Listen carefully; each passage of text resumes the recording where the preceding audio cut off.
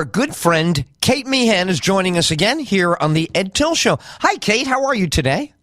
Hi, I'm good. Thanks for having me back. Always a pleasure, you. You know what? I was all day thinking Justin Bieber and Ed Tyll.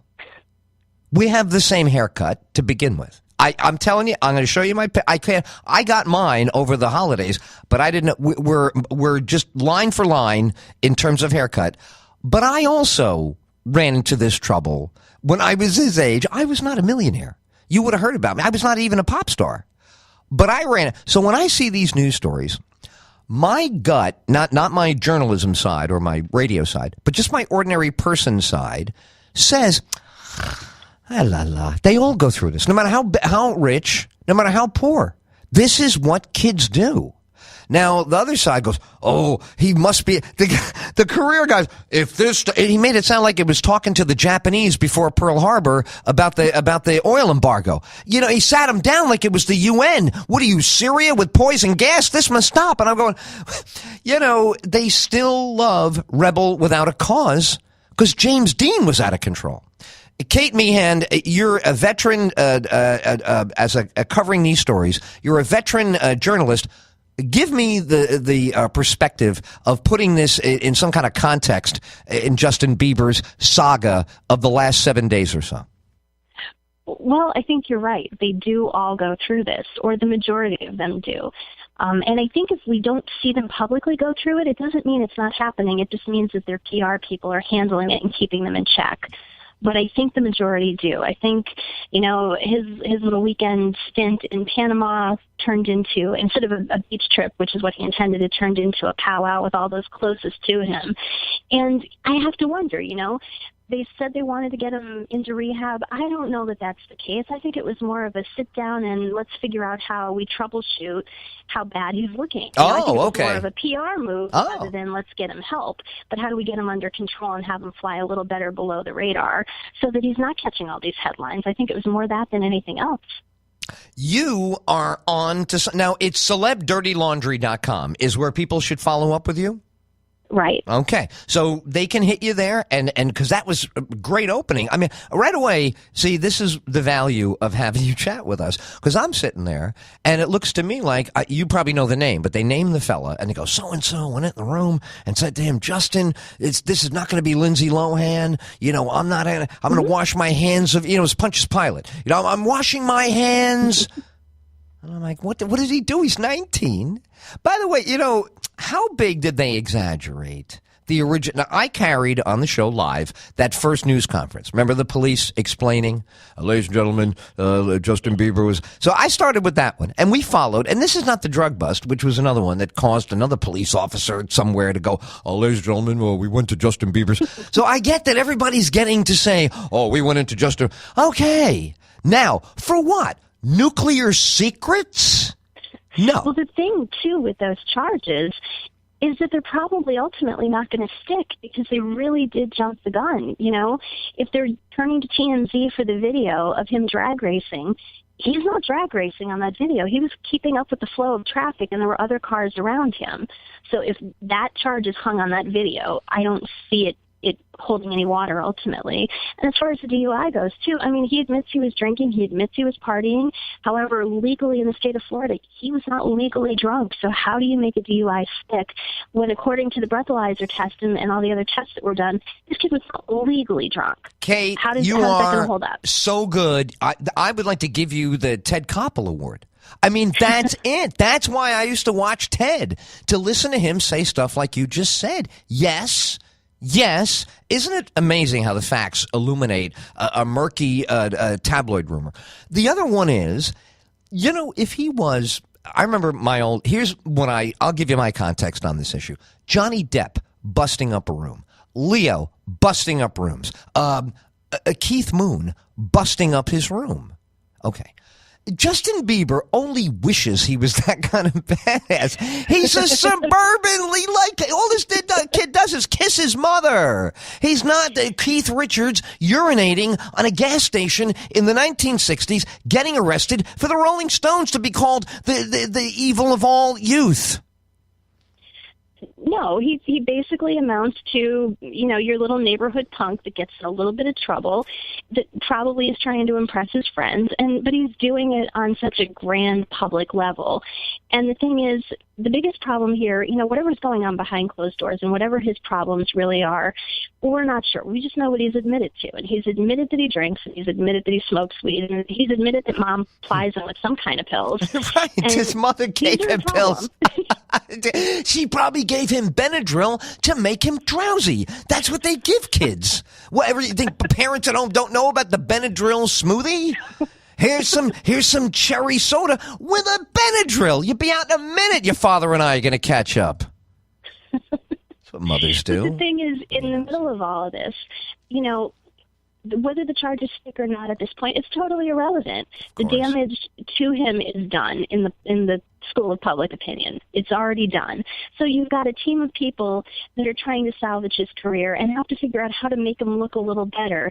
And maybe making him look a little better means squashing some of his activities and making sure it's not as public, because a lot of what he's doing is what 19-year-old kids do. Like it or not, it's the bottom line. It's what a lot of these kids do. Veteran of the Hollywood scene, as a journalist, every day you must do the same thing that I do. You turn something and you go, what? What? I mean, they still keep coming at us.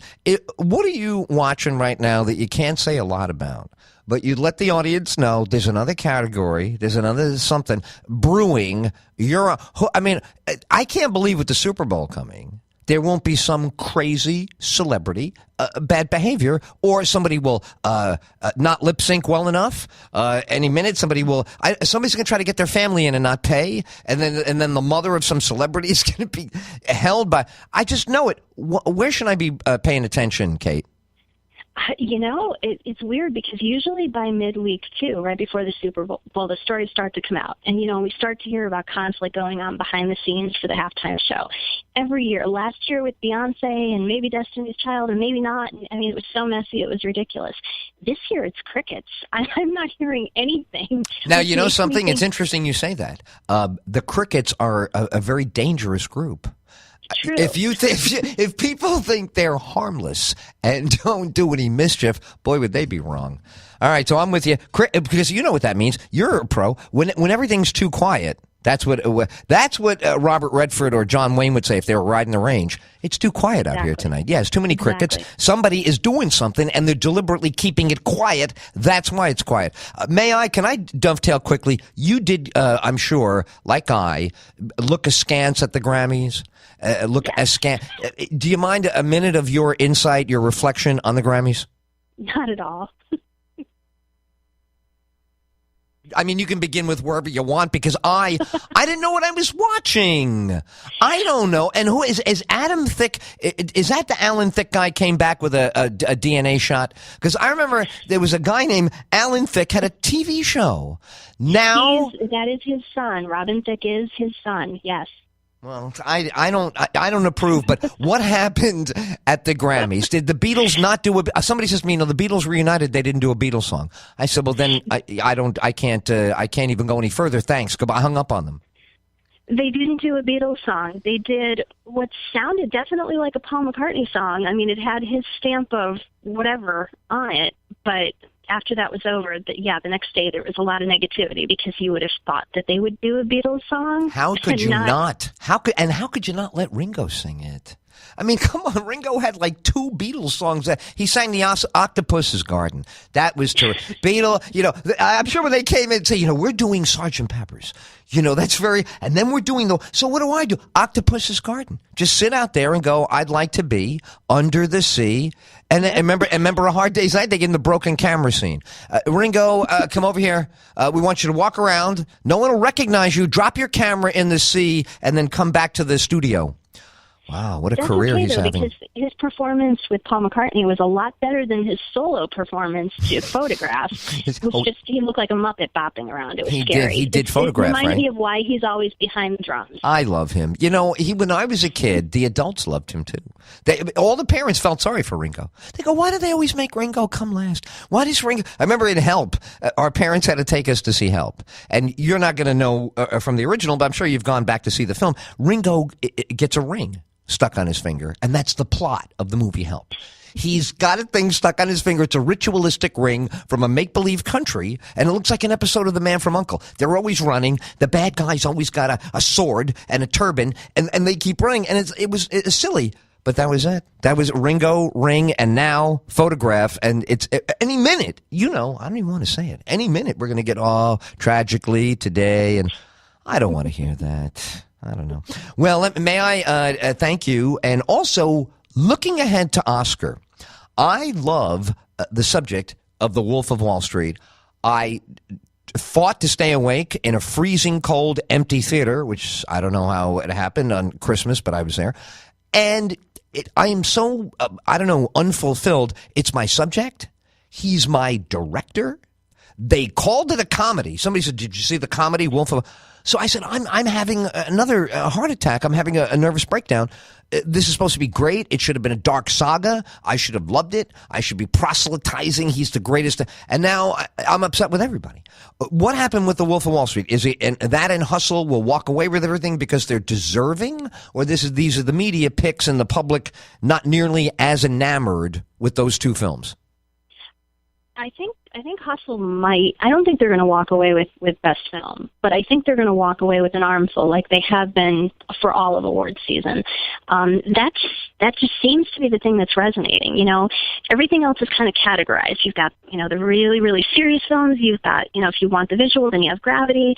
Everything else has a little category that you can put it into. American Hustle kind of crosses the borders a little bit, and it kind of has a really good cast that sucks people into. So you have to figure, everybody's like Jennifer Lawrence and everybody else, they're bringing their fan base in to see this thing too. So I don't know. I think that's going to do well. As far as the film, though, I don't know. Wolf of Wall Street, in spite of over 500 F-bombs, and in spite of people saying it wasn't going to even get the nominations, it has. It has held up. So, and it's been surprising that it has. So you never know. I mean, Leo walked away with the Golden Globe. So who knows? Is this an Oscar year? Who knows? Didn't you enjoy that moment of humility he had up there?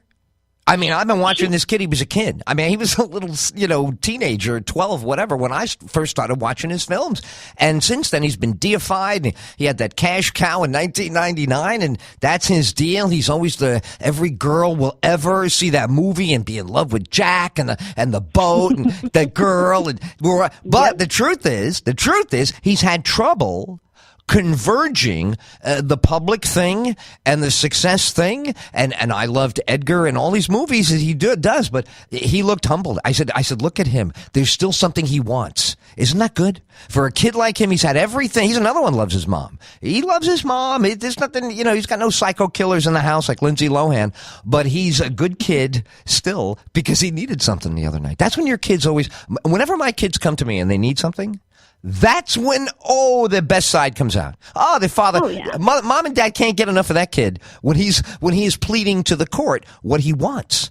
So that's what I thought was charming. All right, not more charming than you and our visits together. So everybody should go to celebdirtylaundry.com. Cate Meighan, it's always a pleasure, and we'll talk to you soon. Okay, thank you. You bet. All right, this is terrific. This is the kind of radio we love doing. CelebDirtyLaundry.com, our good friend Cate Meighan.